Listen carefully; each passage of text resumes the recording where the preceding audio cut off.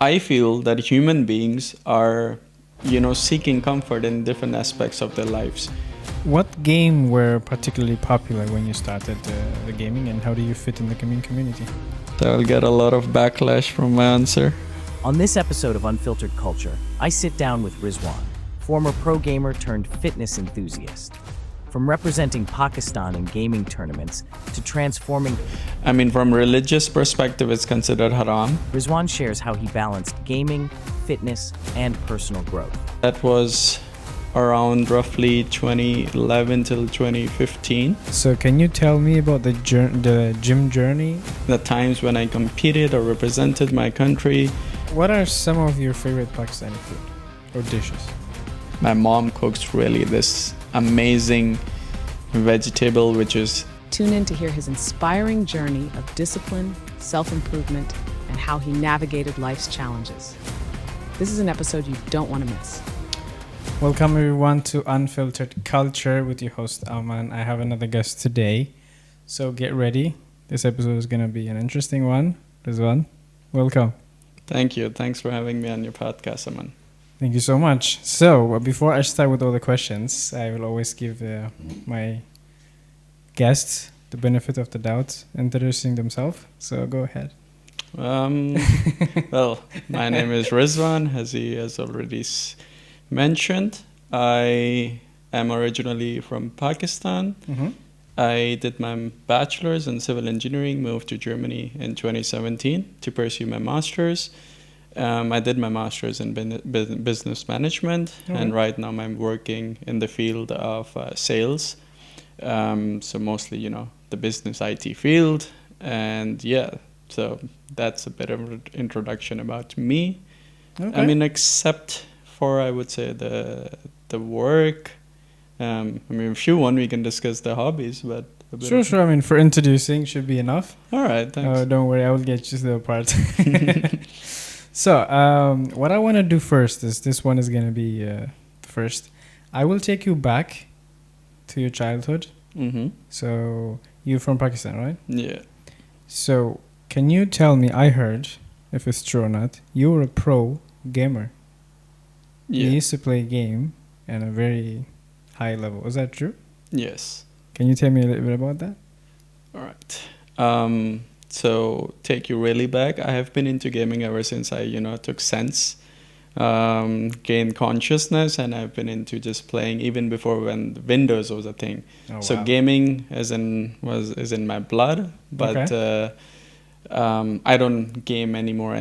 Like competitive gaming, I just quit quite recently to focus on myself and work. But regarding the professional life, the times when I competed or represented my country. That was around roughly 2011 till 2015. Mm-hmm. And I used to play this MOBA game, which is called Defense of the Ancients. And so there were a couple of teams that were quite good, in which one team was mine. We used to compete like in LAN tournaments and also online tournaments. And we also got some opportunity to represent our country. Nice. So, gaming is very competitive, gets you out of your comfort zone. And how is the gaming community? Because you also form a lot of friendship through the gaming, right? So how was that for you? It was amazing. I was able to find really like-minded people. Mm-hmm. And some of the friends that I do have right now, like real-life friends, were from, once my online gaming friends. Oh, wow. And, they're amazing people. And, quite recently, all of us even had this trip to Turkey where all of us online friends met and, we just had a blast. Nice. So, I don't know what game you were playing. So, can you tell me also what the game was about? So, like specifics. So, it's MOBA. Well, you can look it up what the complete definition of MOBA is. But the name of the game is called Dota, Defense of the Ancients. Okay. And the game comprises of 5 players in one team and 5 players in the other team. And there's, you have your own base. Mm-hmm. And the enemy has their own base. And what you need to do is, complete a set of objectives with your friends and your teammates, because you're playing versus 5 other players. and you can only control your own one single character. So you need to know how your character works with other characters. Mm-hmm. What skill set do you have? When do you have an advantage? So it's let's just call it's chess multiplied by 10 times. So Oh, wow. it requires a lot of strategic thinking, and at the same time you need to be able to lead and follow lead, and just at the end of the day you just need to destroy the enemy's throne or base. Oh, interesting. So, what game were particularly popular when you started the gaming, and how do you fit in the gaming community? Back in the scene, I'm talking about 2006 or 7, the most popular games in Pakistan at that time were Counter-Strike, 1.5, not even 1.6. So Counter-Strike and Dota. So these were the most two popular games. And the way I got into the scene was I used to play a lot of strategy games, like classical RTS games. Mm-hmm. I mean, you must have heard about some of them, like Age of Empires. Yeah. Red Alert, Age of Empires. And so this genre has been my favorite. And a friend of mine, he knew about this game called Dota, and he was like, hey, how about we two play together? I think you might be a good fit. So I started playing with them, and then some people saw me playing, and they were like, hey, you want to play for our team? So I played, and then some more people got to know me, and then that's how I got into the scene. Okay, so you were in tournaments, right? So what was your favorite memory from that tournament? One of the tournaments, you probably did a few. I would say, so I need to give you a kind of like a background of how the tournaments were. So the tournaments were either held in gaming cafes, okay, but our universities also used to organize these events, and they had sponsors, right? Mm-hmm. So it wasn't about the money, it was more about the bragging right, that you're the best in this whatever, in so your ego. province, in your city. And the best memory I had was we were playing this one tournament in which we faced our opponents, and we lost in the first or second match. So we were in the lower bracket, and we climbed all the way. We won all of our matches, and we faced our opponents again. Mm-hmm. And there were high stakes, because it was, I think, the semifinals or something. And there were a lot of people behind me, watching me play, and also there were people on behind my friends as well.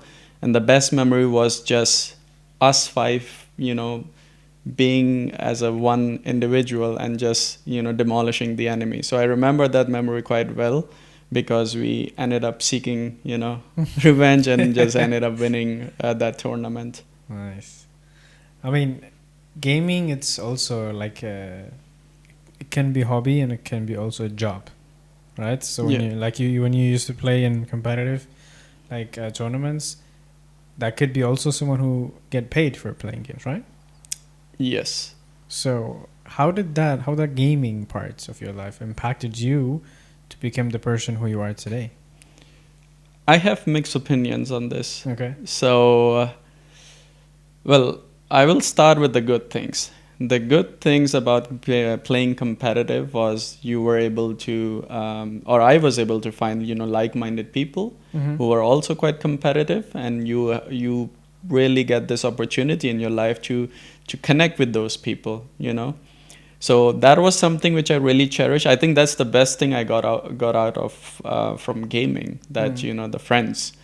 And the bad thing is that esports, as we call it, and not gaming, is still in its nascent stage, and it still requires a lot of external funding. So it's really hard to be a professional gamer. There is let's say 1 in 10,000 who ends up being a professional gamer, and the remaining, all the remaining people, they end up just wasting their time, because either they're old, they're not good enough. So I would say it's also a waste of time, but at the same time, if you're really good at it, if you have a plan, then maybe you might be able to get into the scene. Okay, I see. So I mean, gaming means also a lot of sitting, Yeah, right? So no exercises. true. So now you like gym, Yeah. right? So was that one of the parts where you stopped like, okay, you know what? I need to focus on myself.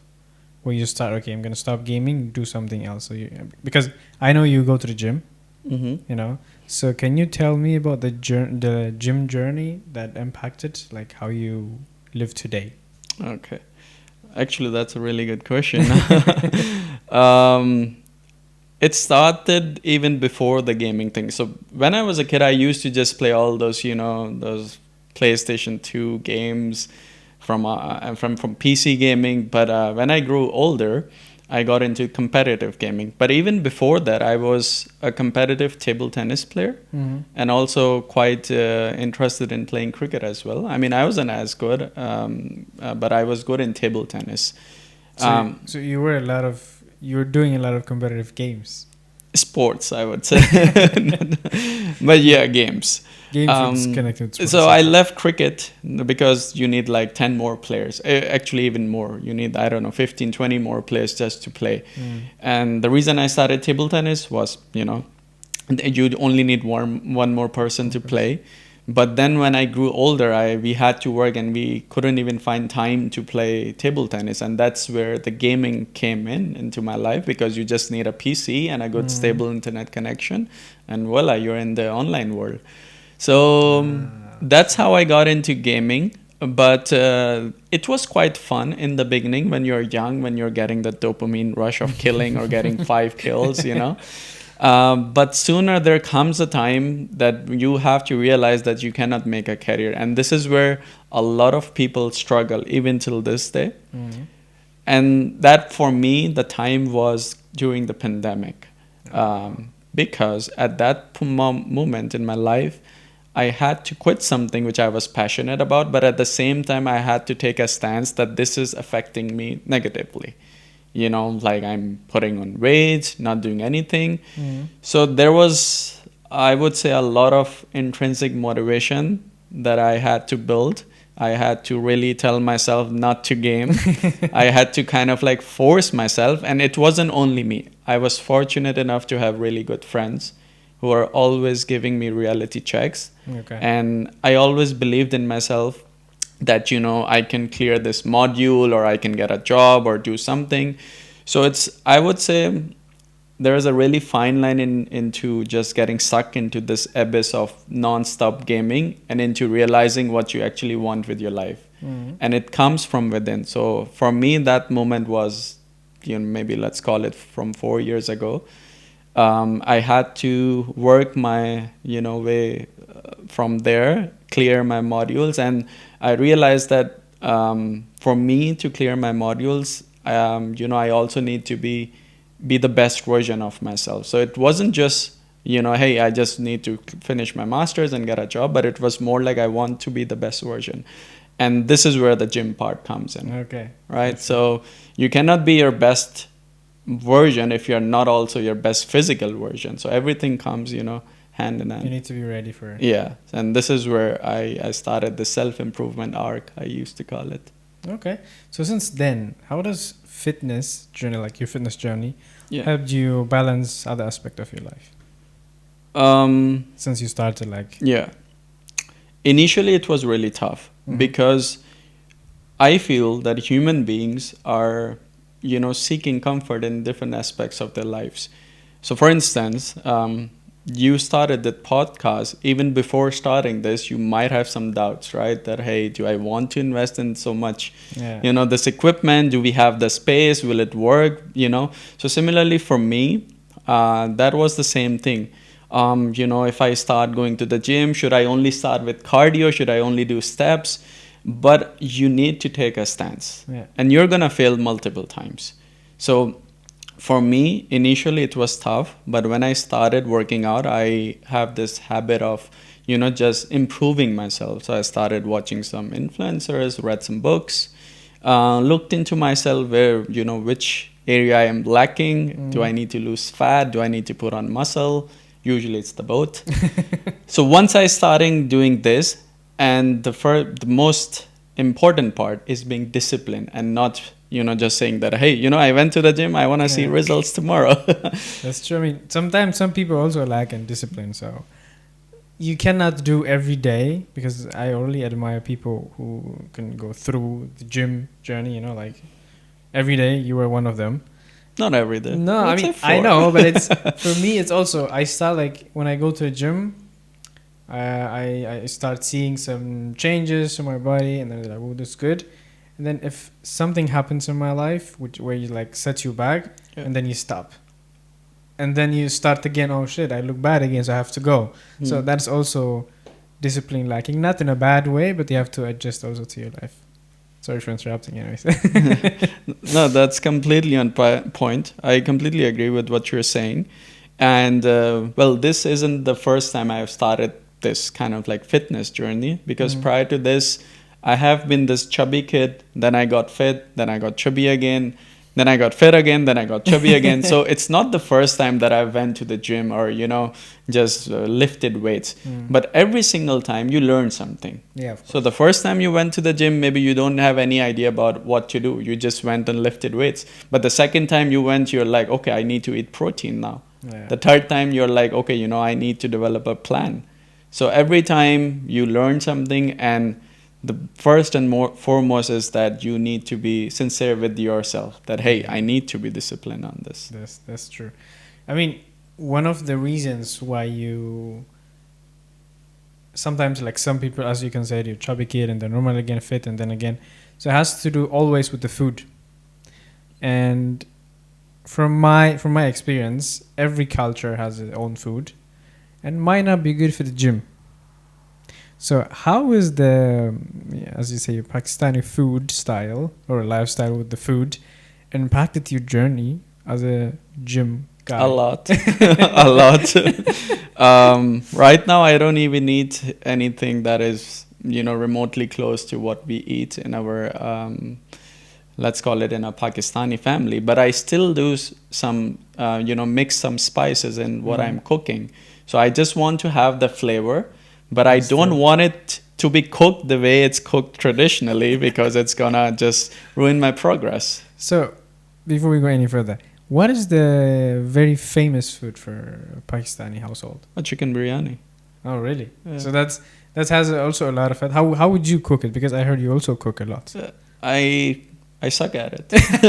I can cook biryani.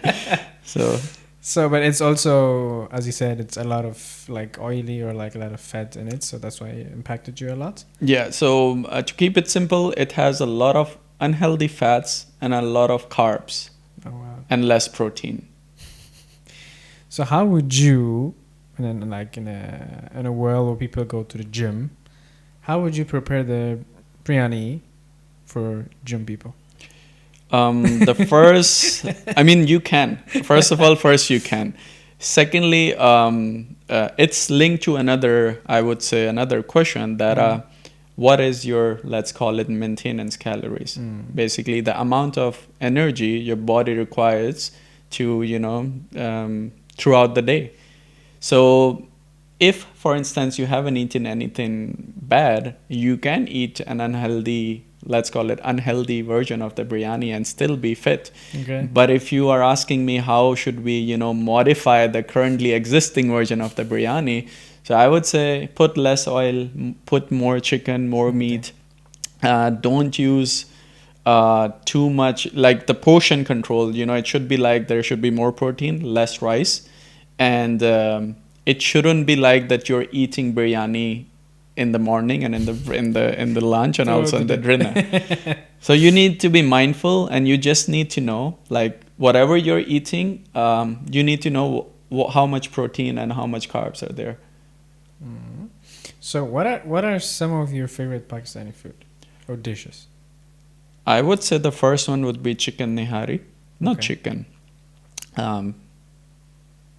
Chicken or beef, yeah. So nihari would be my first. Okay. Second would be biryani, the chicken biryani one. And on third, that's a tough one. There's many dishes, but I would say that my mom cooks really this amazing vegetable, which is eggplant, and we call it bangan.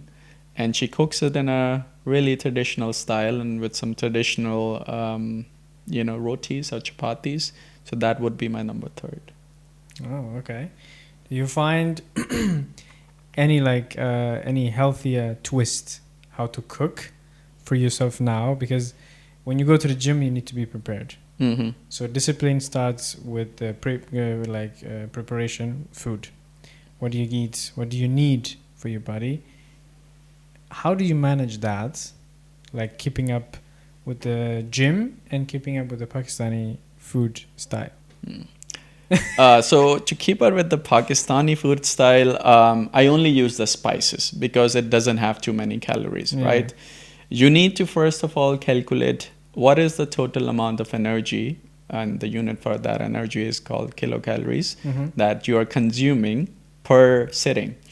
And the way to do it is whenever you're out trying to buy anything, just flip it upside down or just turn it back, and you can actually see the macros inside per 100 grams. Okay. So in a way, if you just have a copy or pencil, if you just open Excel, you can actually get a really good estimate of how much total calories you're going to be eating and how much is the protein and carbs. So what I do is I have been doing it for a long time and I'm still doing it. It's not like I'm super fit as of now. That's why it's a journey. It's called a lifestyle, right? But what I have done till now and what I have worked for me is I started reading up on those labels, how much calories are in 100 grams of boneless chicken, in meat, in tortilla wraps, in some vegetables. And once I have all those ingredients listed down, then I break it into portions. Okay, if I'm using this much, this portion will have this much kilocalories and this much will have this much protein. And this is how I manage. And to keep it up with the Pakistani style, I just use the spices. That's it.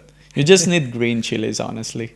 That will mix everything. Okay, yeah. I see. So I will come back to because you have interesting view of gym life. So I will come back to that. But let me take you to your present life now. Like presently, you're living in Germany, right? Correct. So how long, and when did you come here? I came here in 2017 for my master's. Okay.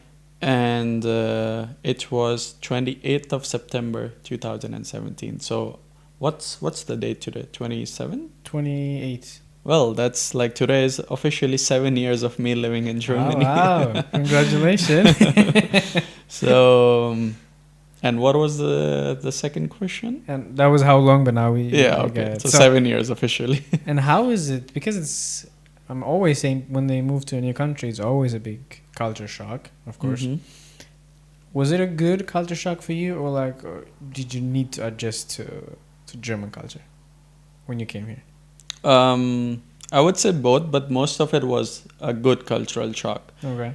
And the reason for being for calling it a good cultural shock is that you have to do everything here on your own, right?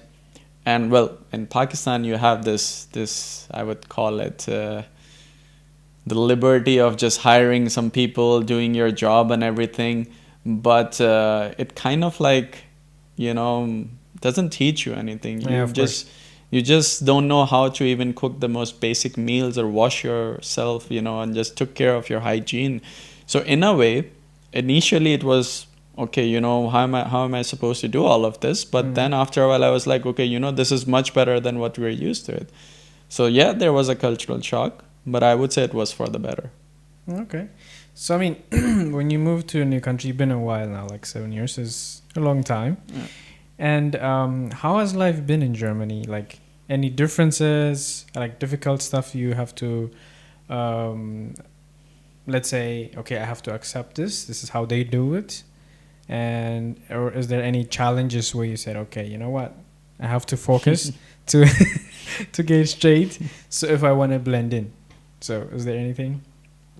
Well, challenges, yes. And on multiple areas of my life. The first and foremost being following all the laws, being legal about everything. So in Pakistan, I would say, you shouldn't, but still, if you break the traffic light or anything, no cops are gonna stop you. Or you won't get fined all the time, but yes, you will. Yeah. And also, well, it comes to academics. you can just start prepping, let's say, a few days prior to your exam, and you can just get a good grade. But here, TUM doesn't go easy on you, you know. By TUM, I mean the Technical University of Munich, where I was studying. So you really need to take some time off, plan every single thing, you know, how much content you're going to study. And even then, you might be able to pass. Or maybe I'm just a bad student. I don't know. So, yeah, you need to adapt. You need to understand the challenges. And the last one, to your question, to how did I integrate myself? I would say you need to get out of your comfort zone. Because what I've seen, that a lot of international students, particularly if they're from, you know, the Southeast Asia, they tend to stick to their own groups. Yeah. And it's not just with, I would say, not just with Southeast Asia, but let's say, you know, some Chinese and everyone, right? Because you find comfort in your own people. You can speak your own language. So what I would say, the first thing that helped me was proactively seeking stuff which I find fun. For example, gym or maybe gaming. And then be a part of those, you know, those events or groups. And that is how you can integrate with the German people. I mean, yeah, it's for everybody who comes to a new country. When you find someone who look like you or speak the same language, you always say, okay, now I can dial it down. But you need to have like healthy amount of friends who speak your language, but they also speak the language you live in the country for, so you can learn through them. Because that's the only thing you can learn the language, right? Yeah. Because what I did was, I used to hang with only German people, because I didn't have any Ethiopian friends back in the day when I came here. So that forces me to speak the German language, because I wanted to understand what they were saying, if they're talking about me or not. You know, I think probably have the same. But how was that for you, learning the language? Well, I'm still quite bad at it. And speaking of learning the language, my German courses is starting from next week. So really? So I lived most of my time in Munich, and the city is quite international. Okay. So even if I tried speaking German, the German, let's say the cashier or whoever the person or guy was, they responded in English, knowing that I cannot speak their language. So it was quite hard to actually, you know, practice German. So, but this is kind of like my personal goal, you know. Now my next goal is to just get better at the language. So you were also guilty of those people who stick to their friend zone and friend with Pakistanis, so they don't have to speak the language? Yeah. So just like you, I mean, I made a lot of international friends, but they were more or less just speaking English. You know, that was the medium of language, because my master's was in English. I was living in Munich. My job was in English. So I never was in a position where I had to, you know, put an effort to learn the language. Okay. So you, language is also connecting with hobbies, friends, work, right? So you're currently working in Germany. And can you tell us more about your job and what a work day looks like in your... So a normal day would be like that I wake up at 8 a.m. Okay. You know, well, I think I should first tell you what I work as. So I work as I would call a business IT professional in the field of sales. And I work in a quite renowned company, and they are the pioneers of sensing and lighting. And what I do is I support the sales team, the international sales team, into visualizing or refining their KPIs, so we can actually see how we are doing in different aspects. You know, for example, hey, you know, let's say we have a branch in Munich and we have a branch in Berlin, and we want to know which branch is generating more revenue. But we cannot just, you know, look into some Excel sheet and say, okay, you know, this branch is doing well. So what I need to do is I need to get into the data and really understand, you know, how the branches have performed from previous year, what was the revenue, what was the target. And I really put those, you know, that information into, let's say, into a visual perspective. Okay. And this information is then shared with the respective shareholders, and then they're able to take better decisions, you know. So that's my kind of like the general gist of it. Well, I see. So did you work for German company or like international company? So which means I would say it's an international company now. okay. So which means you most likely don't need the language German. Yeah, so 90% of the time, no, but the 10% of the time I use Google Translate. Okay. How's that going? Pretty good. Really? Yeah. And I mean, have you been working in Pakistan before? Yeah. So how was the work life like in comparisons Pakistan and Germany? Oh, I mean, the work life here in Germany is amazing. I would say it's something that I did not even dream about that it could be like this. Because in most of the countries, and I'm not just talking about, the third world countries or like maybe in US as well, the employer, they exploit, and you don't have any kind of security that if you perform bad, then you might get fired the next day. So that was kind of like the same thing back at home as well. And you really need to be there, present, and it was a lot of stress as well. So the work-life balance here in Germany is by far one of the best that I've experienced. And I not only worked in Pakistan, I worked in other parts as well. So I would say, comparing all these three different areas, Germany is by far the leader in terms of work. Oh wow. Okay. So I mean, looking ahead or looking to the future, if you like your job apparently the way you talk about it, so where do you see yourself like in the next 3 to 5 years? Okay. That's a good question because I keep asking myself the same question. Well, there are two answers to it. Okay. The first one being to stay in the corporate rat race, right? Okay. Just climb the corporate ladder, get better with working with data, get into AI, machine learning, all that stuff, and then, slowly using that with the business context as well, and basically just climb the corporate ladder, get more money, get more flexibility, voila. I see. The other answer would be to be financially independent, and that's also one of the goals. Yeah, financial independence I think is for everybody's dream or goals. Not all of us can keep up with that though. So when you say contacts, do you plan doing something with these contacts, or is just because like when you work in a company, international company, always get like some new people, like networking. So networking always involved with like doing something of your own. Is there any plan in your life like that? Not with the context that I have professionally. Oh, okay. But in general, like the people that I do know and where my interest lies, I already have a pretty good understanding of, of which people to reach out to. So it's only a matter of time, when I get my stuff together and start putting in the effort, like you're doing with the podcast. So any goals you're looking for to achieve in the next 5 years? Other than climbing of course.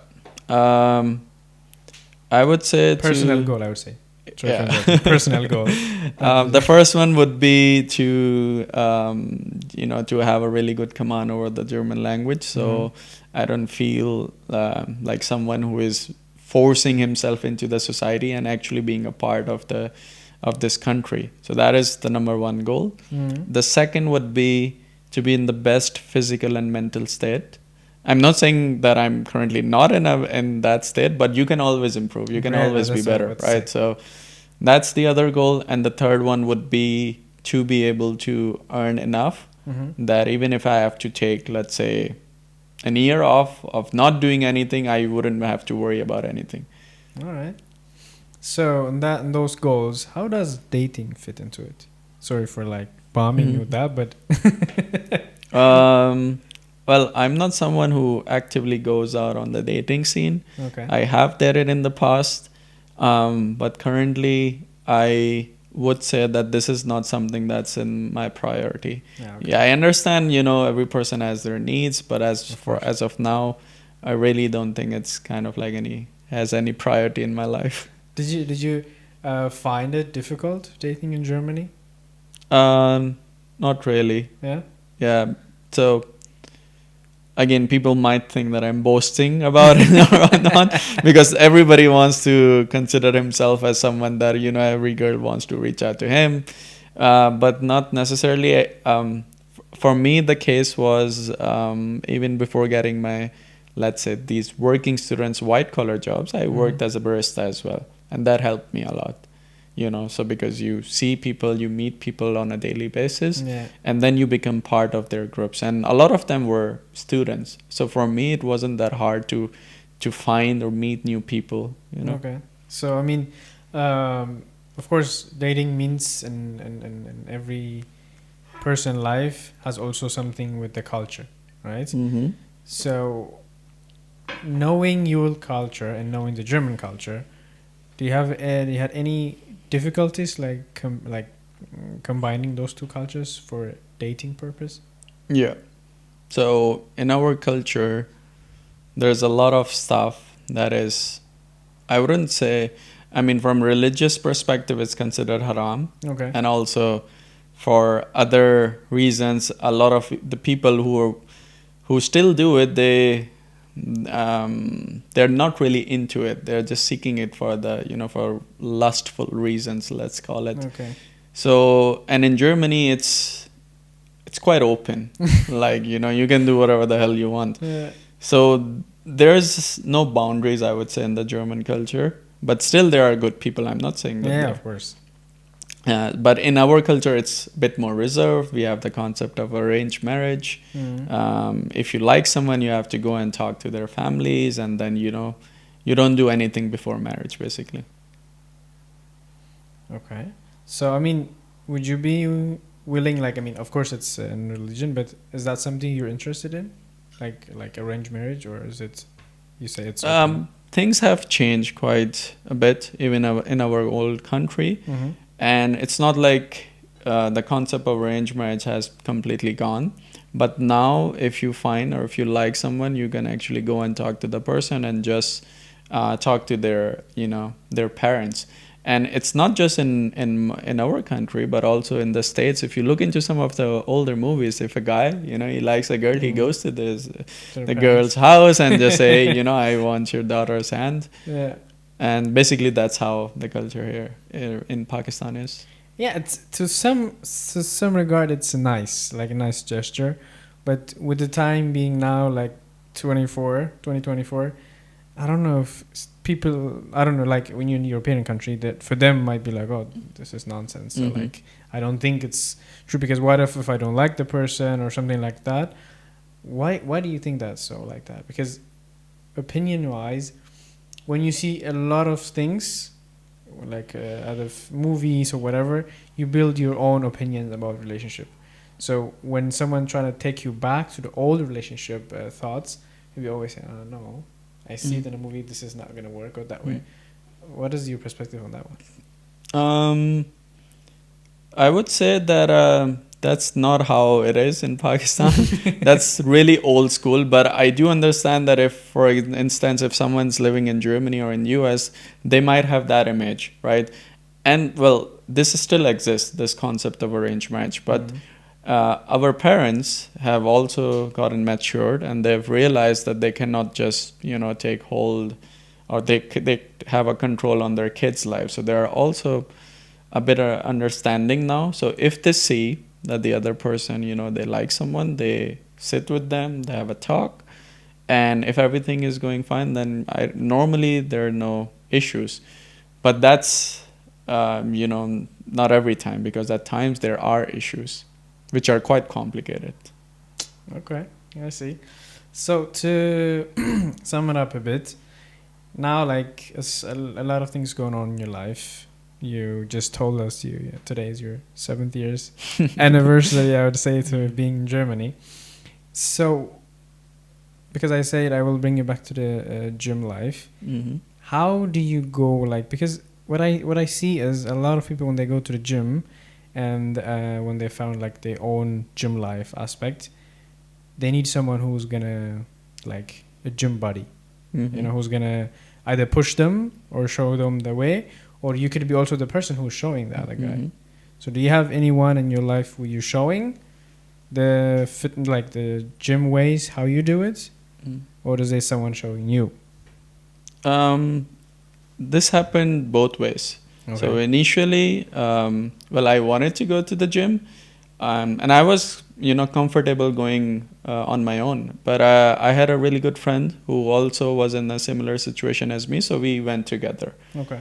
But then you have to realize that if you want to really take this seriously, you cannot be dependent on anyone. Of course. And I'm not talking about spotting, Well, you can ask someone to spot you, but going to the gym, it's a battle itself. Okay. And now I'm in a position where I don't need anyone. It doesn't matter if it's raining, if it's snowing, if it's 35, 36 degrees. I plan my whole week. I know which day I need to go, what to do, what to eat and everything.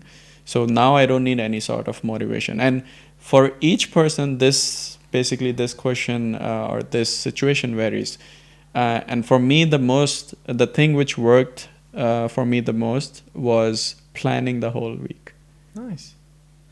So do you have any tips and tricks how people like I'm gonna specify it on your culture, like on you where you're from, the Pakistani people. Any tips how they can level up the gym life or gym game? There are no tips. There are no shortcuts in the gym game. I'm not going to say go and take, tren or PEDs. You just need to be honest with yourself. Okay. You need to realize that what, we have been eating till now, let's say when someone starts working, he's or she is in their late 20s or early 30s, right? And they just need to do a bit of, educate themselves a bit on this lifestyle topic. And it's not something that is quite difficult to understand, because if I ask you, what are your strengths? What is your strongest muscle group? Which areas do you excel? You know this, you already have an idea about this, that maybe you might say that you're really good in jogging, right? And maybe in hiking, or your legs are quite strong. So the thing is that you already have a foundation. You just need to realize. And secondly, there are no shortcuts. You need to be really sincere. And you need to realize that after a certain point, if you're not going to use that body part you're good at, or any body part, you're going to lose it. So you're not just going to be in the upward trajectory all the time. Yeah. And the one simple answer that I can give to keep it really short is just be honest with yourself. Actually admit that you're not in the best physical or mental state, and actually have a plan. That's the beginning. Okay. I mean, when you said in the beginning, Pakistani food is always heavy, of course, and people struggle with that, right? So have you seen anyone like speaking of that online or like in your group? Yes, there are people who have raised concerns about the food, but the fact of the matter is that the majority of the population, they don't want to follow those people, because they want to eat, this just junk food, the food filled with the oil, with the flavors. And I mean, I don't blame them, because it's a part of our culture. So if they're okay with, taking their last breaths at the age of, 70 or something, I mean, who's stopping? We cannot stop them. But if you really want to be like someone who's in their early 80s or maybe late 80s, and you want to play with your grandsons or be happy and be free of pain, then this is something you need to do right now, and you need to take yourself seriously. Okay. So are you at the moment, because we had a conversation before this podcast starts. So you also mentioned how you getting help and giving help is always good. Yeah. So are you currently giving help to other people? Because from the way you talk, you became pro at, like, I would say you're pro because you prepare everything. So have you been helping someone who had the same struggle as you when you started gym life? Yes. And everyone has their own struggles. Yeah, of course. So you just have to, first of all, you have to have these echo chambers in which you have those people who can share their struggles, right? Because not everyone is, first of all, comfortable in saying that, hey, I put on 10 kilos or I'm skinny or whatever. Yeah. First of all, all of those people which I'm helping, they're all my friends or my family members. And they accepted that, they want to make a change, because that comes from within. You need first acceptance. You want to change something. Yeah. Okay. And after that, I asked them, what do you want to do? And then, you kind of like motivate them. Okay, it's not as simple. You do this. So if, for example, if you're going to the university and on the very first day, the professor, just bombards you with all the concepts and everything, you know what you're going to do? You'll be like, hey, I'm not going to attend this semester or this class anymore, right? For the whole semester. So that's how you also do with I would say in any aspect of your life. You just, teach someone little by little until their interest, peaks, and then they start seeing results. Yeah, interesting. Because as you mentioned, you need to accept your failure, like your shortcomings, how to be better at something, and accepting help is also a huge step towards your future. That's good. So I have, we're gonna slowly go to the end, and I don't know if you watched a few episodes before this, because I have a culture on this podcast where every guest write a question for the person coming next, but they don't know who the person will be. So someone write a question for you, not knowing you're gonna be the next person. So you have the chance to read the question and answer it, and then you can also write one of your questions into the book. Okay. All right. So.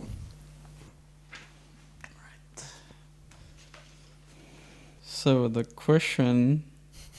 Can I say the name of the person? No. All right. So the question is, what's the funniest or craziest tradition you have in your culture? Oh, interesting. Ooh.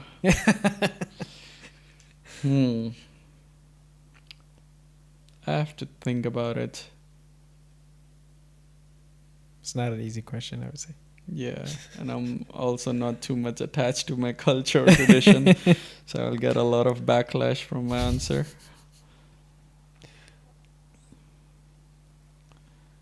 Just simple, easy. It's not the funniest or craziest. I don't think there's anything of such sort exists, but there is one thing. So we have these two really big festivals called Eid, and the craziest. So there's we call it the Bari Eid, which is the bigger Eid, or Eid al-Adha. Okay. And we have Eid al-Fitr, which is the smaller Eid.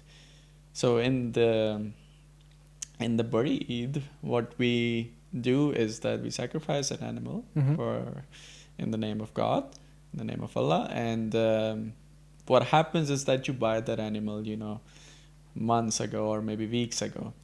And the crazy or funny part, I would say, is that everyone, just gets their kind of animal, and we have kind of this bragging, right? Hey, look at that animal, it looks really big, and the other animal looks really, really small. So I wouldn't say it's really funny or crazy, but it's quite exciting to see that, the place that you're living and it's just houses and just buildings over there. And suddenly out of nowhere, you see a lot of goats and camels and cows, and it's just exciting. So for someone who hasn't been a part of this, let's say this culture, it might look quite crazy that where the hell, these animals are coming from. So I would say that is something. All right. So, Rizwan, it has been absolutely pleasure having you on the show. So, anything you would like to say last? Any thoughts you would give out to the listeners and watchers who's going to watch this episode? I would say it's a pretty good initiative from my friend. I really appreciate that he took the opportunity to really, set up all this event, because that has been his passion. We have talked about this for a long time.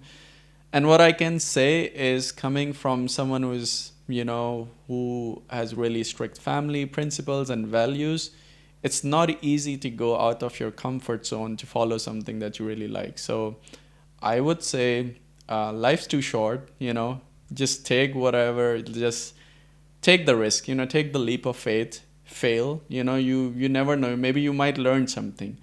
And even if that's not enough for you, at least you won't have any regrets that you didn't try. So being someone who's from the same background, I wouldn't have been in this position if I hadn't taken these leap of faiths. And not every time it worked for me. But at the end of the day, it put me in a position where I'm quite happy with myself and I'm quite content with what I'm doing. So just, be confident enough and just be happy with your circumstances. Wow, very deep, very nice. Thank you so much again for joining us, Rizwan, and to you guys for listening and tuning in every episode. This is going to be, I think, our 6th episode, and for everybody who's been here since day one, really thank you. Don't forget to share, like, and subscribe. And as always, I say, keep exploring your passion and embrace new culture, new opportunities. So this was Unfiltered Culture with your host, Aman. See you next time. Peace.